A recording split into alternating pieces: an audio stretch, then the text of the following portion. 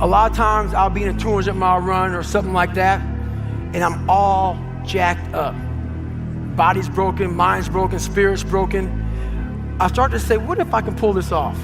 When I first walked into the Navy SEAL recruiter's office, he looked at me and said, there's only been 35 African Americans in 70 years make it through. You know what I said to myself? What if I can be the 36th? It's the what if I can pull off a fucking miracle.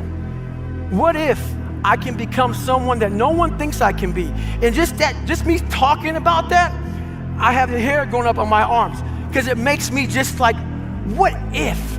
I once had a guidance counselor tell me that I shouldn't play basketball, that it would never amount to anything for me. You know what?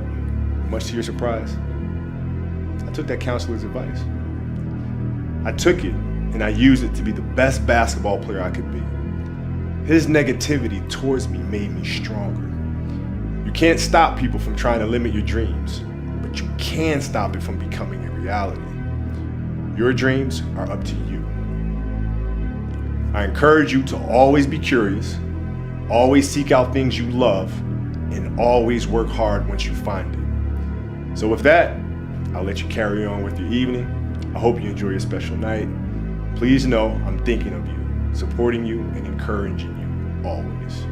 Peace. I had that one viewer, and that viewer made me keep going. And each day and more, week 2, I started averaging 4 viewers. Week 3, 8 viewers. Week 4, 20 viewers. So on and so on and so on. So then my sophomore year, I kind of gave up on school. Right. I kind of gave up on school. I kind of gave up on everything that I had to my old life and just put everything onto my stream. I streamed every day. I didn't care about nothing else but YouTube, streaming. As I was streaming, there was a clip that kind of blown up. It was on Warstar. You remember Warstar, right? It didn't go viral. It had like maybe 30,000 viewers. So my dad showed my mom, because my dad watches Warstar. My mom seen the video. She's like, what are you doing, blah, blah, blah. Why is everybody talking about you like online, blah, blah, blah. Because it was like hate comments. Mm-hmm. So she kicked me out. No, she told me to quit. Yeah. Or I'm leaving. Like, you know, or like, you can't do this in my house. So I'm like, I'm out. Really? Yeah, I was like, I'm out. You know, like I'm not about to stop. Like I was already averaging like 20 viewers. I had like 1,000 subs, 2,000 subs. Right. I'm already going. So I and once I start something, I'm not stopping. Right. So boom, she kicked me out. I moved to my dad in Detroit. Then I kept going. My dad didn't really care. My dad let me. Shout out to my dad. Right. Shout out to my mom too. I still love my mom. She just didn't know what was going on. Right.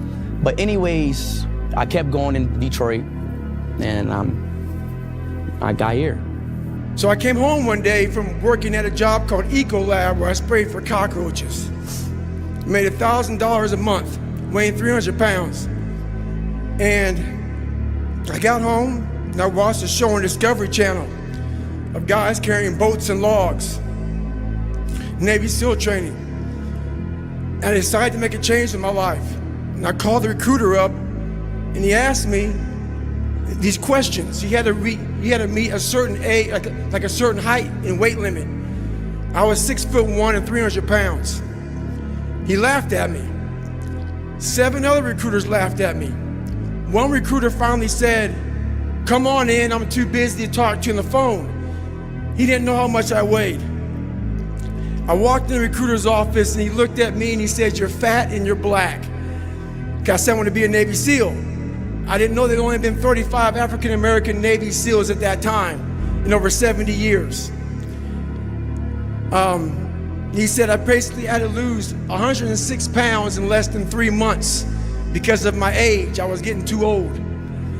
I came back 3 months later, 106 pounds lighter. Thank you.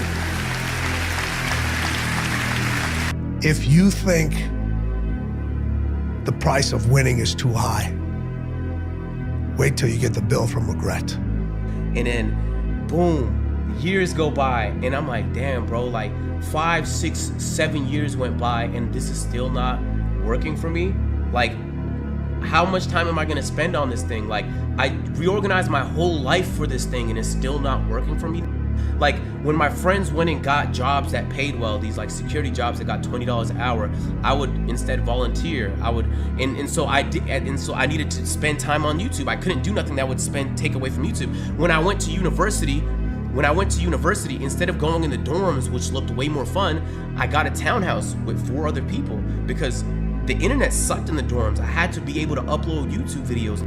I spent too much on this shit. Like, bro, there was way too much time. Like, when my friends would go out, I'd be like, bro, I haven't uploaded yet, so I gotta upload today. Boom, I'm uploading. Bro, no exaggeration, I have reorganized literally everything in my life for this to work.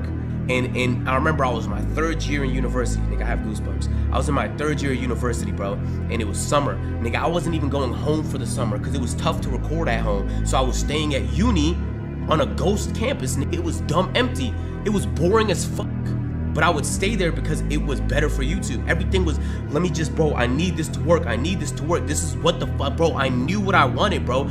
If you don't quit, you can't lose. It's impossible. Because you can just get up and try again. So that's all I did. Every time I felt like quitting, I would talk to some friends and I would convince myself of everything I already believed, why I knew I wanted this from years ago, and I would go again, and I would go again. And it was one video that finally blew for me. It got 50,000 views after 6-7 years. How bad do you want it? There's 2 options. To continue forward, pushing upward. And if you do, that dream is given birth, and forever you will live in the reality of it. If you stop, quit, throw in the towel, I promise you there's no distance you can travel far enough to ever find that dream again. For it is dead. And in its death, it's replaced by regret.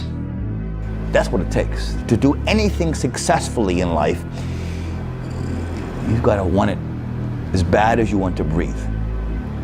And if you want it that bad, if you're willing to give it that much, you get a big piece of what you want. And life and dreams do come true. Anything you want can happen and become a reality. I believe that sincerely, and I'll die on that thought. My philosophy is, why be normal when you can be the best? I don't want to be normal. I want to make the difference. So everything I do, I want to make the difference. Because when I make the difference, I'm the best.